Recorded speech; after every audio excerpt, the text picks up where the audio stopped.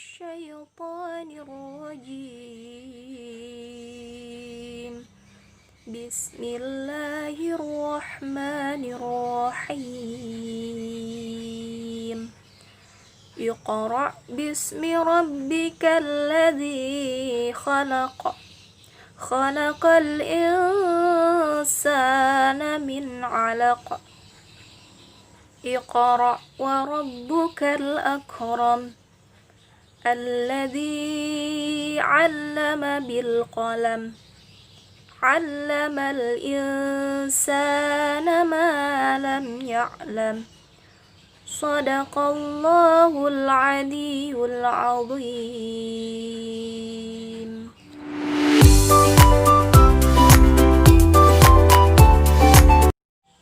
Assalamualaikum warahmatullahi wabarakatuh. Saya Hesy Afriliani. Di sini saya akan membuat tugas terstruktur, yaitu mereview seluruh kelompok 1 sampai dengan kelompok 9 metode khusus PAI. Langsung saja kita mereview secara berurutan dari kelompok 1. Kelompok 1 akan membahas tentang signifikansi metode khusus PAI dan kontribusinya terhadap materi PAI. Di sini kita akan membahas terlebih dahulu tentang apa sih arti metode itu. Yang dapat saya ambil dari makalah ini yaitu metode adalah kata adopsi dari bahasa Yunani, yaitu meta yang berarti menuju, melalui, mengikuti, sesudah, dan kata hodos yang berarti jalan, perjalanan, cara, atau arah. Kalau dikaitkan dengan bahasa Arab, di sini arti metode ini dekat dengan yang namanya at-thariqah, artinya jalan. Jadi secara keseluruhan dapat diambil bahwa menurut saya metode adalah suatu cara atau jalan untuk menempuh suatu tujuan tertentu. Kemudian masuk kepada pembahasan signifikansi dan kontribusi terhadap materi PAI. Tentunya metode di sini yaitu membahas tentang metode pendidikan Islam, mempunyai peranan penting dalam menjembatani yang menghubungkan antara pendidikan dengan anak didik menuju ke tujuan pendidikan. Jadi di sini metode khusus PAI ini yaitu perantara dari materi yang ingin disampaikan agar tersalurkan atau tersampaikan dengan baik kepada peserta didik. Di makalah ada disebutkan Rasulullah Shallallahu Alaihi Wasallam bersabda, kami para nabi diperintahkan untuk menempatkan seseorang pada posisinya, berbicara kepada mereka sesuai dengan kemampuan akalnya.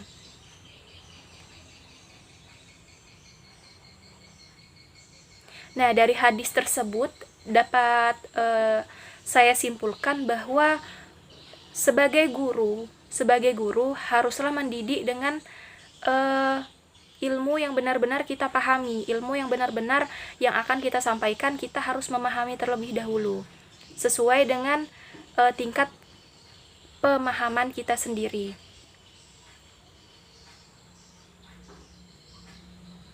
Lalu terkait dengan kontribusi metode PAI juga ditemukan dalam materi PAI yang memuat akidah, akhlak, fikih, Al-Quran, dan sejarah. Sejarah di sini sejarah kebudayaan Islam yang menyangkut tentang nilai-nilai Islam.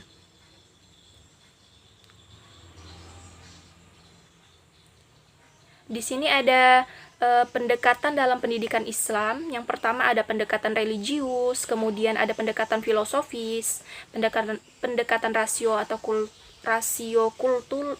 kultural, kemudian pendekatan saintifik. Di sini lebih kepada 4 pendekatan. yang tersebut di makalah. Nah, yang ini yang menurut saya pahami, pendekatan religius itu bahwa manusia diciptakan melalui Tuhan, yaitu Allah Subhanahu wa Ta'ala, memiliki fitrah atau dasar atau bakat agama. Kemudian pendekatan filosofis ini, manusia itu makhluk yang berakal, yang berpikiran untuk mengembangkan diri dan dalam kehidupannya.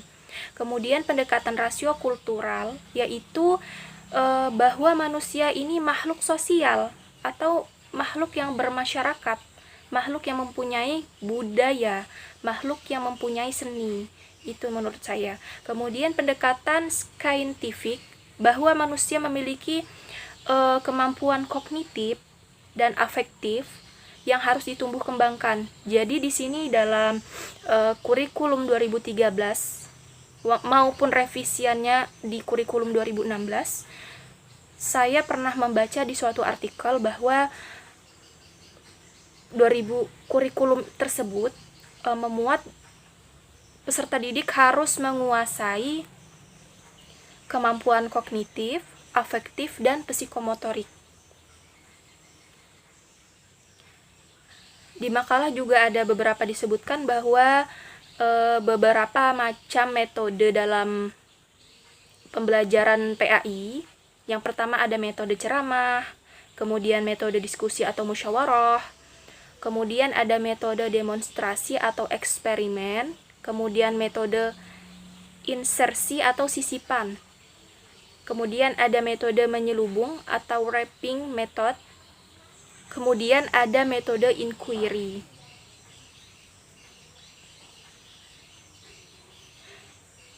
Masuk kepada judul pengembangan tenaga pengajar agama Islam.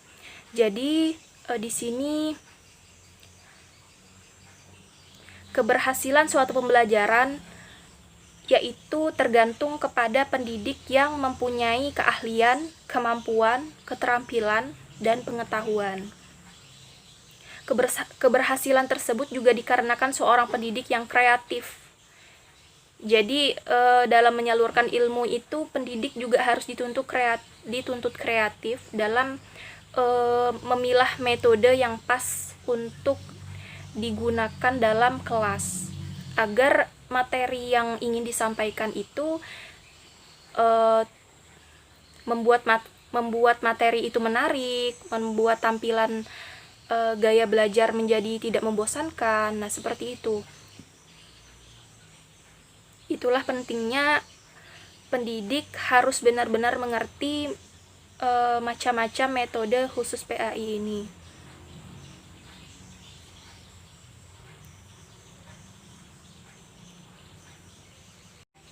Kemudian ada di kelompok 2, yaitu membahas tentang prinsip-prinsip pemilihan metode khusus PAI. Langsung saja kepada prinsip-prinsipnya, yaitu yang dapat saya ambil. Pertama, prinsip metodologi pembelajaran PAI harus dapat memungkinkan pembelajaran PAI itu terpusat pada guru dan siswa yang menjadi komponen penentu dalam pembelajaran, yaitu terjadinya interaksi antara guru dan siswa bersama-sama dalam situasi edukatif untuk mencapai tujuan pembelajaran PAI. Jadi di sini prinsip yang pertama itu, metode itu harus terpusatkan kepada pendidik dan peserta didik untuk mencapai suatu pembelajaran yang ideal. Kemudian dalam hubungan ini, tugas guru PAI bukan hanya menyampaikan pesan berupa materi pelajaran, melainkan pemahaman sikap,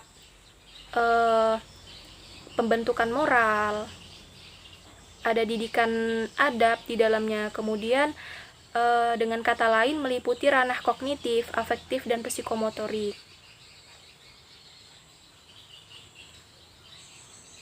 Kemudian ada beberapa prinsip-prinsip dalam pemilihan media pembelajaran, diantaranya adalah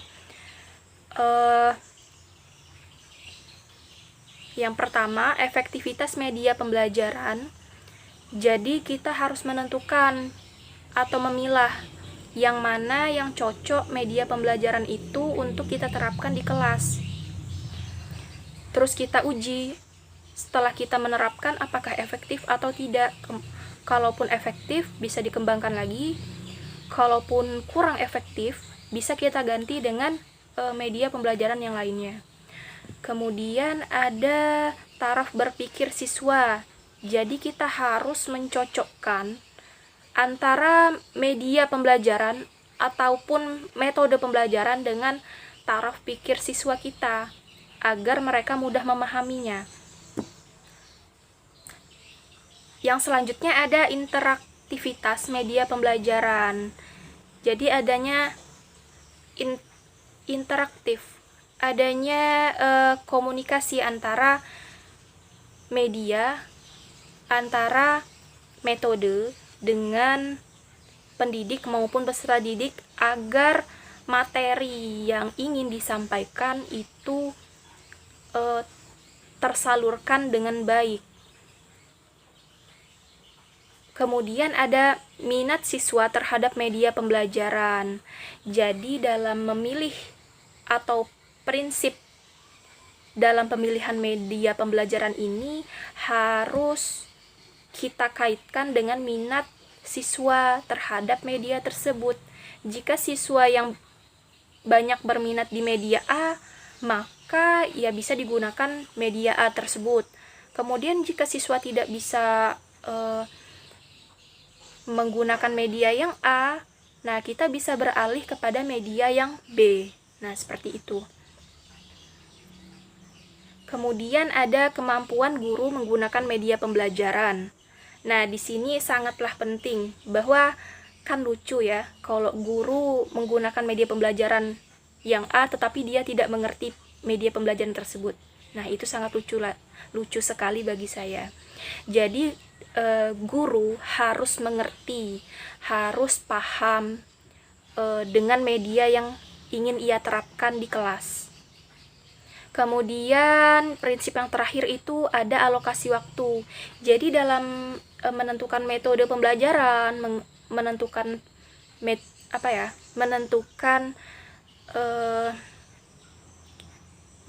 media pembelajaran, maka harus dibarengi dengan waktu atau alokasi waktu. Tidak boleh memakan waktu yang misalnya nih, mata kuliah yang pertama ini menggunakan metode ini, menggunakan metode misalnya metode ceramah terus dari awal sampai akhir.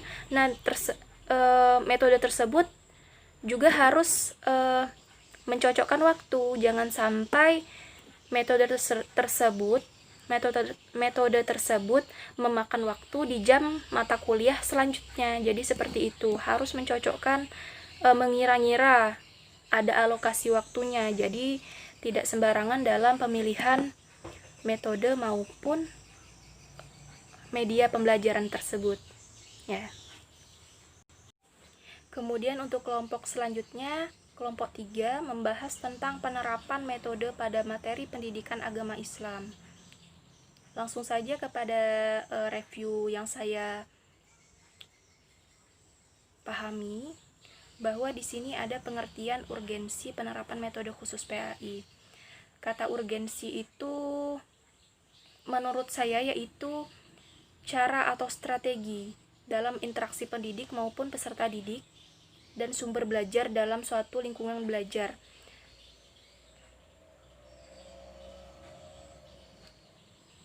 Kemudian di sini di makalah ada dituliskan pengertian urgensi penerapan metode pembelajaran PAI, yaitu keperluan yang mendesak akan pentingnya penerapan ilmu yang membahas tentang cara dalam melaksanakan proses interaksi peserta didik dengan pendidik dan sumber belajar pada suatu lingkungan.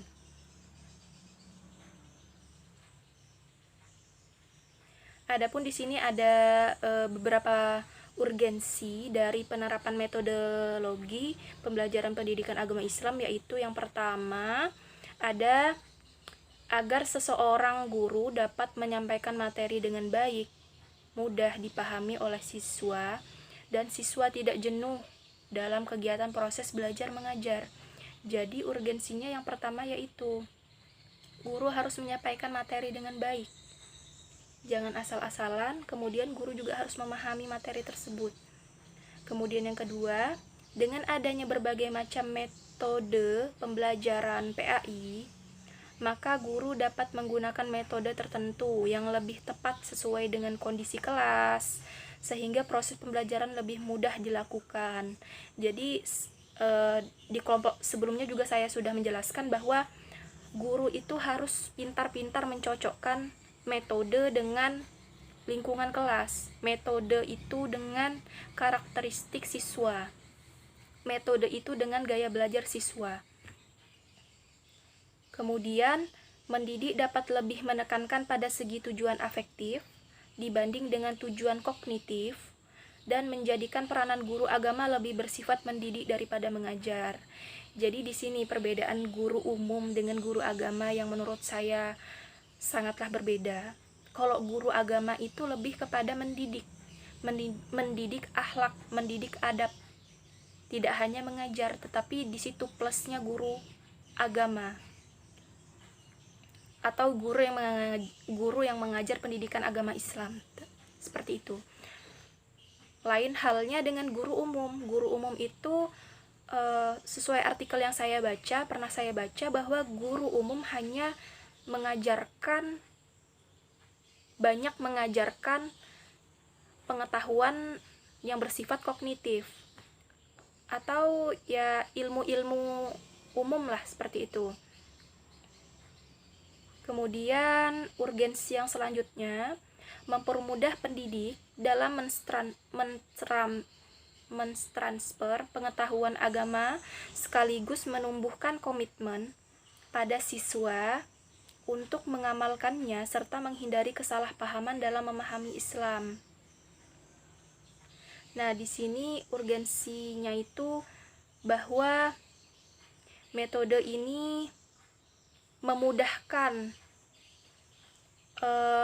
tersalurkannya ilmu agama, agar siswa itu mudah mengamalkannya untuk menghindari kesalahpahaman dalam memahami ajaran agama Islam. Seperti itu.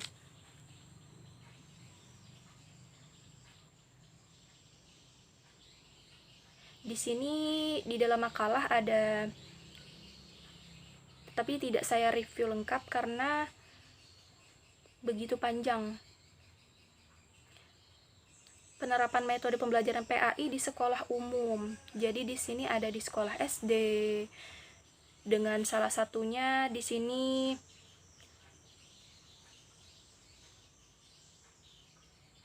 ada metode ceramah, metode tanya jawab, metode diskusi, metode pemberian tugas, metode demonstrasi, kemudian penerapan PAI di sekolah menengah pertama atau SMP.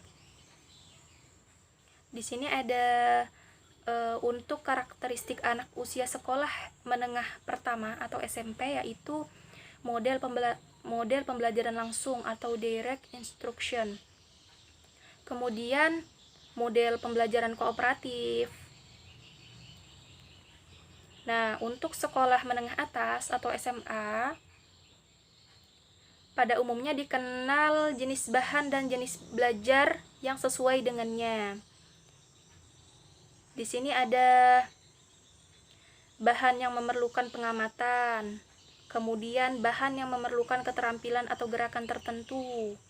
Yang selanjutnya ada bahan yang mengandung materi hafalan. Di sini diterapkan di SMA. Bahan yang mengandung unsur emosi, maksudnya di sini apa ya? Bahan yang mengandung emosi seperti kejujuran, keberanian, kesabaran, kegembiraan, dan kasih sayang. Di sini diajarkan di SMA.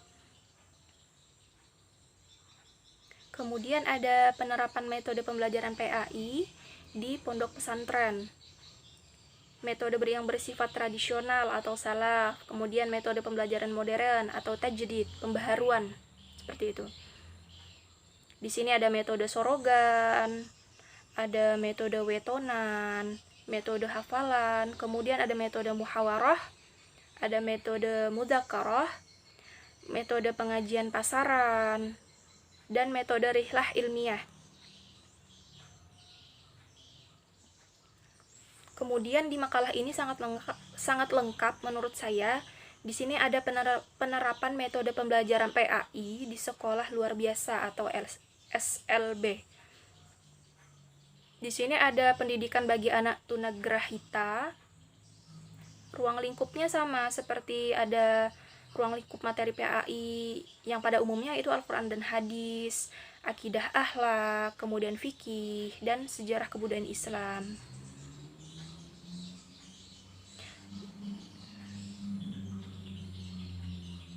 Di sini lebih membahas kepada anak tunagrahita atau anak SLB, anak yang memiliki kebutuhan khusus, sama yang diterapkan. Kemudian di sini ada sama metodenya, metode ceramah, metode tanya jawab. Nah, sedikit saya tambahkan bahwa penjelasan dari pemaparan materi sebelumnya saat presentasi, di situ saya ada menyimak bahwa untuk pembelajaran PAI di anak SLB sekolah luar biasa, di sini pasti adanya kelas-kelas tertentu bagi anak yang kurang dalam pendengaran, berarti masuk kepada kelas yang kurang pendengaran. Kemudian bagi anak yang kurang penglihatannya bisa masuk di kelas kurang yang penglihatannya. Jadi di situ anak-anak ini dikelompokkan dengan sesuai dengan kebutuhan mereka masing-masing. Jadi guru pun dengan mudah untuk memilih metode yang pas saat proses pembelajaran, agar anak SLB tersebut bisa memahami pembelajaran materi dengan baik atau tidak salah paham dengan materi yang ingin diajarkan oleh si pendidik. Nah, seperti itu. Nah, kemudian ini dari kelompok saya sendiri, yaitu kelompok 4, yang akan membahas tentang penerapan metode hukuman dalam pembelajaran PAI. Jadi di sini saya tidak ingin mereview makalah pure keseluruhan. Saya akan mereview dari catatan dosen saya, yaitu Ibu Imro. Nah, yang pertama ini, metode hukuman ini diterapkan dalam metode terakhir. Jadi sebelum metode hukuman ini diterapkan, pendidik bisa menggunakan metode lain dulu sebelum penerapan metode hukuman ini. Jadi misalnya sebelum metode hukuman diterapkan, misalnya di sini guru menerapkan metode keteladanan. Jadi jika anak didik yang kurang bisa meneladani sikap dari si guru, kemudian anak didik yang ada yang melanggar, nah di situ baru bisa saatnya diterapkan pada metode hukuman. Jadi metode hukuman ini langkah terakhir. Dalilnya di Quran surah Az-Zalzalah ayat 7 dan 8. Ini masuk kepada metode targhib dan tarhib kelompok 5. Nah, di sini saya akan membahas cara berkesinambungan. Apa sih perbedaan metode hukuman, kemudian metode targhib dan tarhib. Di sini saya akan membahas secara keseluruhan, secara umumnya, bahwa di sini metode hukuman yaitu pada zaman Rasulullah Shallallahu Alaihi Wasallam, beliau pun telah menerapkannya pada zaman beliau. Jadi dengan cara bermuka masam, kemudian menegur, kemudian mengikuti pengajian. Nah, yang ini mengikuti pengajian ini salah satunya yaitu hukuman yang mengedukasi. Ini pada zaman Rasulullah Shallallahu Alaihi Wasallam sudah diterapkan, bahkan dilaksanakan oleh beliau pada saat itu. Kemudian untuk perbedaan hukuman, metode hukuman dan ganjaran dengan metode targhib wa tarhib. Di sini kalau hukuman atau ganjaran itu hanya sebatas hablum minan nas, atau hubungan kepada manusia kepada manusia, hanya di dunia saja. Tetapi kalau targhib wa tarhib itu dunia dan akhirat dapat. Jadi targhib dan tarhib ini ada hablum minan nas, hablum minallah, ada dunia dan akhirat. Jadi dalam metode targhib wa tarhib juga sudah dijelaskan bahwa dalam metode ini khususnya pendidik yang ingin menerapkan harus dengan lillahi ta'ala, hanya kepada Allah, bahwa metode ini nih lebih kepada janji Allah. Misalkan bagi anak-anak yang rajin sholat, itu bisa diterapkan di mata pelajaran fikih. Misalnya bagi anak-anak yang rajin sholat, bagi anak-anak yang rajin puasa, Allah janjikan surga. Nah, kemudian seperti itu metodenya, janji. Kemudian ada ancaman juga. Ancamannya misalkan bagi anak-anak yang sering menghardik anak yatim, maka masuklah ke neraka. Nah, seperti itu. Janji-janjinya lebih kepada janji akhirat kalau targhib wa tarhib. Sedangkan kalau hukuman dan ganjaran di sini lebih kepada dunia. Jadi penerapannya langsung di dunia. Seperti itu. Nah, di sini saya akan masuk kepada kelompok 5, yaitu metode targhib wa tarhib, yaitu metode janji dan ancaman. Nah, di sini ada langkah-langkah dalam metode tersebut dalam pengaplikasiannya. Yang pertama yaitu ini ada keistimewaannya, keistimewaan dalam penerapan targhib wa tarhib. Di sini ada yang pertama, kembali kepada nas Al-Quran. Jadi apa-apa yang sudah dijelaskan, sudah diterapkan, dikembalikan kepada ayat-ayat Al-Quran, seperti itu. Kemudian ada gambaran yang indah dan kesengsaraan. Ya tadi ada surga dan ada neraka. Kemudian seperti itu. Ada pahala, ada dosa, dan seperti itu. Yang ketiga ada menimbulkan perasaan yang robbaniyah seperti khauf, roja. Nah, di sini ibaratnya kalau menurut saya targhib wa tarhib ini, metode ini menurut saya sudah merasakannya semenjak guru man saya itu ada penerapan metode seperti ini.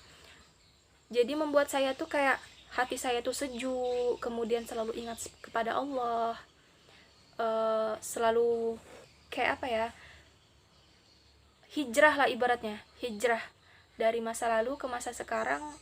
Saya lebih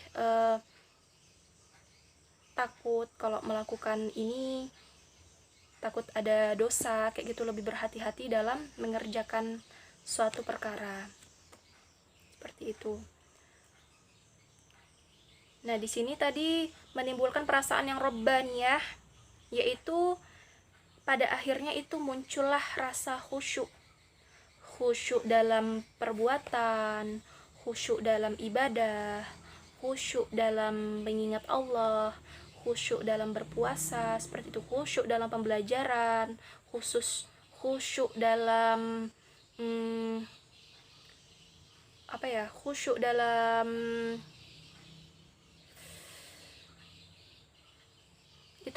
khusyuk dalam guru, berbakti kepada guru, itu kita kayak adem gitu hati kita. Kemudian yang keempat, timbulnya perasaan berharap bila melakukan dosa dan bila berharap pengampunan dengan cara bertaubat. Jadi di sini sudah saya rasakan sendiri bahwa dulu ada guru saya yang menerapkan metode ini. Jadi setiap kayak melakukan dosa kecil kayak gitu, misalnya kayak berbohong aja, jadi itu kayak ya Allah ampunilah dosa saya, kayak gitu, kayak berharap kepada Allah, kembalinya kepada Allah. bertaubatnya kepada Allah, seperti itu. Jadi metode ini menurut saya sangatlah efektif dalam pembelajaran PAI jika diaplikasikan di dalamnya, karena di sini menyangkut dalam ranah dunia maupun akhirat. Jadi menurut saya sangat mendukung bahwa metode ini diterapkan sampai bila-bila masa, seperti itu. Kemudian ada metode di kelompok 6, ada metode komparasi atau disebut dengan metode perbandingan. Dalam bahasa Al-Quran itu disebut muqarrin. Jadi secara umumnya saja saya jelaskan karena durasi video terlalu panjang kalau digabungkan ya. Bisa lebih dari 20 menit kalau digabungkan. Nah, jadinya metode komparasi ini kalau di dalam suatu penelitian yaitu bisa diangkat menjadi skripsi. Menurut saya skripsinya berbentuk kepada penelitian kuantitatif karena perbandingan. Tetapi jika dikaitkan dengan agama, dikaitkan dengan Al-Quran, ilmu Al-Quran, di sini dalam surah Al-Kafirun ada di sini landasan nas atau ayat Al-Qur'annya ada di surah Al-Kafirun. Kemudian lanjut kepada kelompok 7, ada metode kias. Kias ini artinya menyamakan sesuatu atau ada persamaan ilat. Dasar hukumnya di dalam Al-Quran dalam surah An-Nisa ayat 59. Kemarin ada sempat saya bertanya, syarat-syarat ilat itu harus muta'addiyah. Nah, yang dapat saya pahami dan yang saya catat di sini di buku, sudah saya tulis bahwa arti harus muta'addiyah itu ilat antara minuman khamar dengan tua, semisalnya seperti itu. Jadi adanya persamaan ilat. Jadi ketika menggunakan metode kias ini harus benar-benar ada unsur persamaan di dalamnya. Tidak boleh misalkan orang yang berzina dengan ada persamaan ilat kepada orang yang mabuk, seperti itu. Jadi tidak seperti itu. Jadi dalam ilat ini harus muta'addiyah. Carilah persamaan di antara nas dengan hukum yang ingin ditetapkan atau permasalahan baru.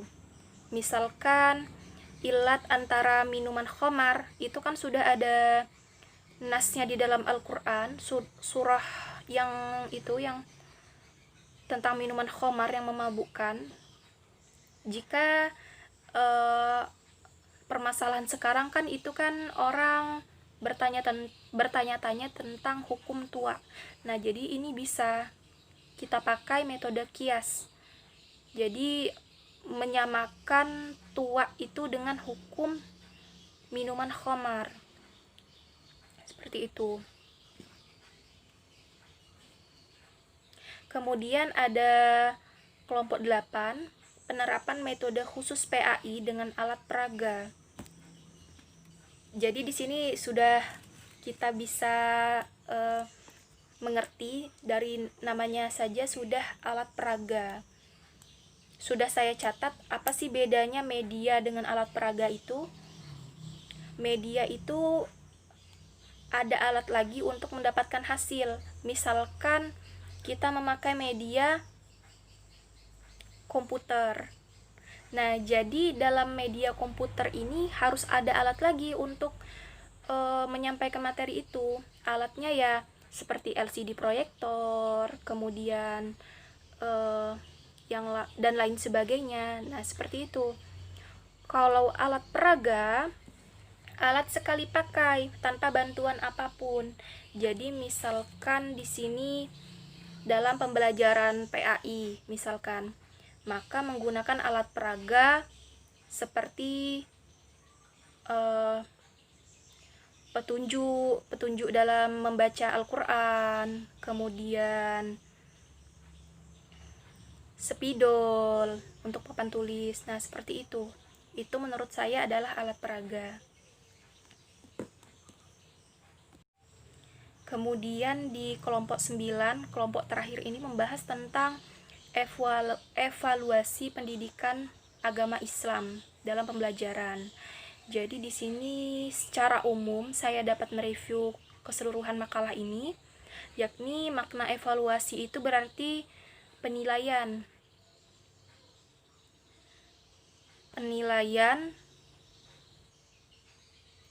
Kemudian langkah-langkah evaluasi itu kan ada yang namanya persiapan, kemudian ada namanya penerapan evaluasi, kemudian adanya yang langkah terakhirnya itu tindak lanjut.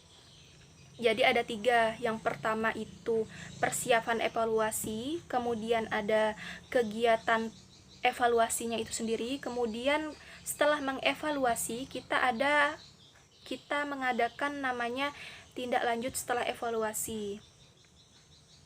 Di makalah tertulis, tujuan evaluasi adalah mengetahui kadar atau ukuran pemahaman anak didik terhadap materi pelajaran, melatih keberanian, dan mengajak anak didik untuk mengingat kembali materi yang telah diberikan.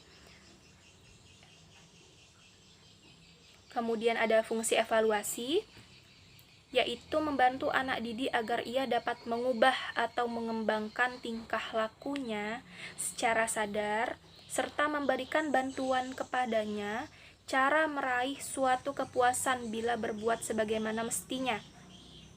Evaluasi dalam pendidikan Islam berfungsi sebagai umpan balik atau feedback dan berfungsi sebagai evaluasi secara keseluruhan. Jadi di sini evaluasi ini adalah tahap terakhir dari yang namanya proses pembelajaran. Seperti diadakannya UTS itu pada di pertengahan semester atau pertengahan pertemuan. Di akhirannya diadakan UAS, diadakannya ujian akhir, dan seperti itu. Diadakannya ujian praktek, diadakannya ujian terstruktur. Nah, di sini evaluasinya yaitu mengukur tingkat kepemahaman siswa dalam proses pembelajaran yang ia tempuh sebelumnya. Jadi kita dapat mengetahui sampai mana sih tingkat pemahaman siswa tersebut saat kita menjelaskan dari awal sampai akhir. Kemudian kita mengetahui, oh siswa ini pahamnya seperti ini, oh siswa ini pahamnya berapa persen gitu, oh siswa ini pahamnya yang cuma materi ini aja. Nah, seperti itu. Jadi kita dapat menilai di situ. Dalam evaluasi ini juga menurut saya memudahkan guru dalam menyusun nilai-nilai di rapot. Nah, jadi itu nilai-nilai di rapot itu kan hasil dari evaluasi pembelajaran. Sekian yang dapat saya sampaikan, kurang dan lebihnya saya mohon maaf.